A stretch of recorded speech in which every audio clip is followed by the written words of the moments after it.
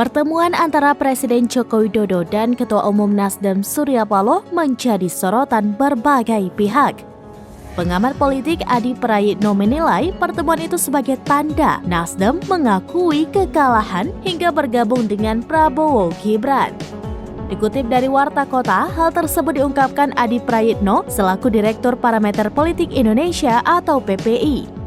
Ia mengatakan hasil penghitungan resmi KPU tidak berbeda jauh dari hitung cepat yang dilakukan oleh lembaga survei. Adapun Prabowo Gibran menduduki angka tertinggi dalam hitung cepat atau quick count. Lantas Adi mengatakan pertemuan Jokowi dan Surya Paloh harus dibaca dalam konteks politik. Menurutnya pertemuan itu seolah Nasdem mengakui kemenangan Prabowo Gibran. Ia juga memandang pertemuan tersebut sebagai peluang rekonsiliasi politik. Terlebih menurutnya, tradisi di Indonesia menerapkan rekonsiliasi yang merangkul pihak kalah. Diketahui Surya Paloh bertemu dengan Jokowi di Istana Merdeka pada Minggu 18 Februari malam.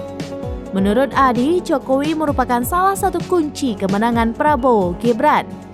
Hal itulah yang membuat Surya Paloh menemui ayah dari Gibran, Raka Buming Raka.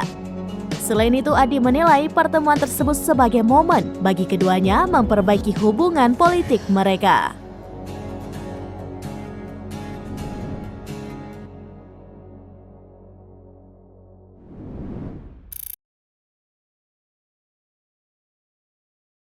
Download Tribun X sekarang, menghadirkan lokal menjadi Indonesia.